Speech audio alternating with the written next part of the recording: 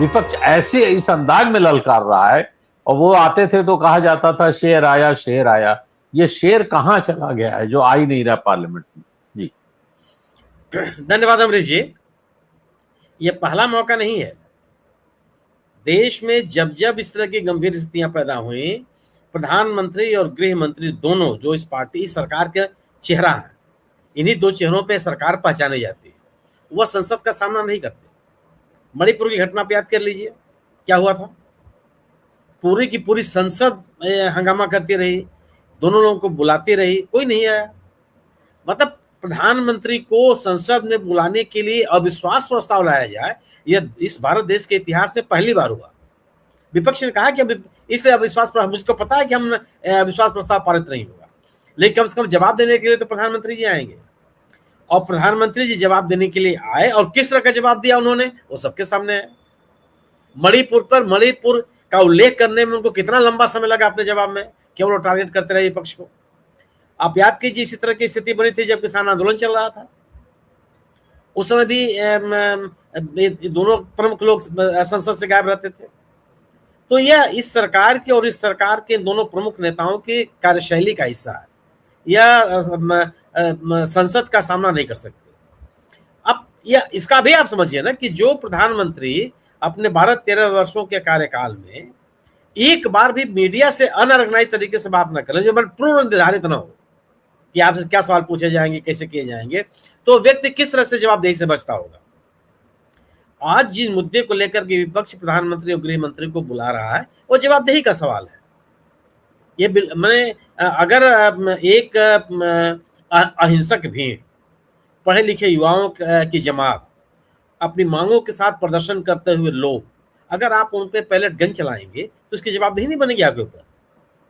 आप सरकार ये कहे, लोकसभा के अध्यक्ष ये कहें कि जिससे संबंधित बिल है वो मंत्री मौजूद हैं, ये कौन सा तर्क है?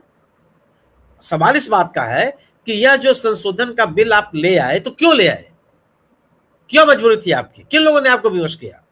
वह था छात्रों का आंदोलन। अब उस छात्र आंदोलन में पुलिस की बर्बरता एक बड़ा मुद्दा है।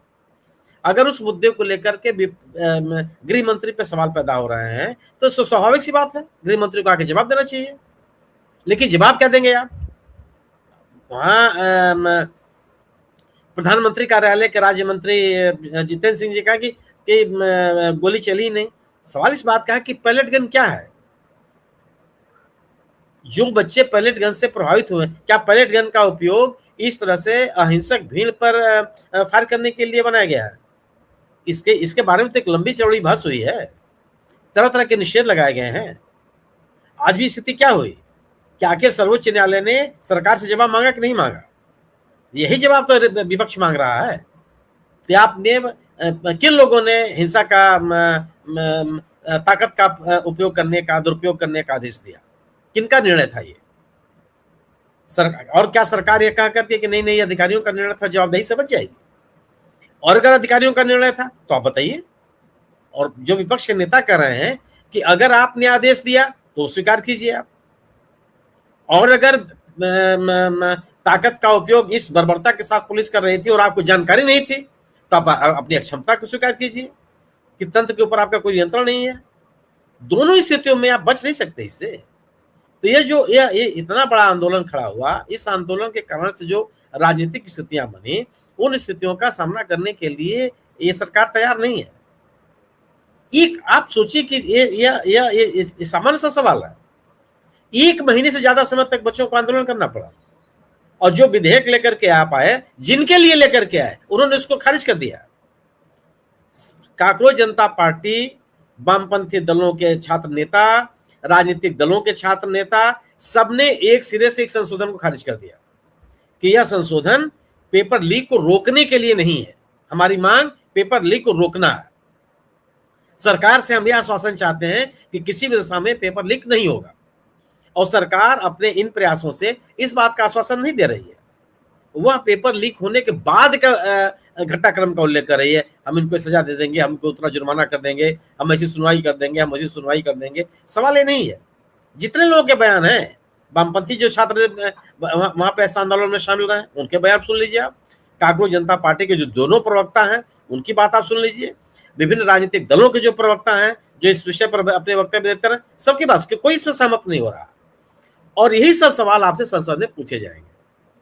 जो बात आप इस तरह का संशोधन विधेयक ला करके टालने की कोशिश कर रहे हैं, वो चलने वाला नहीं है।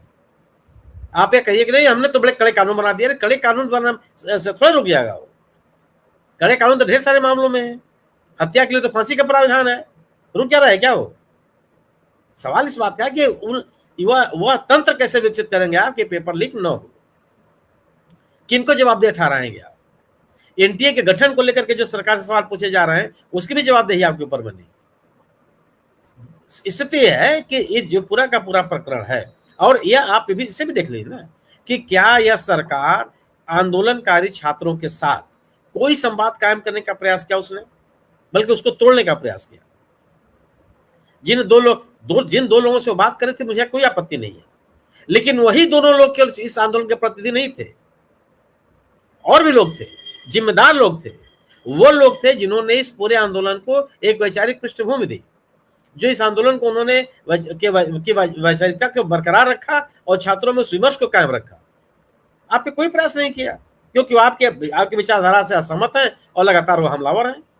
लेकिन इस आंदोलन को जिंदा रखे हुए हैं। विभिन्न राज्यों में उन लोगों ने उस आंदोलन को खड़ा किया, उस आंदोलन को चलाया, और आज भी मुखर है।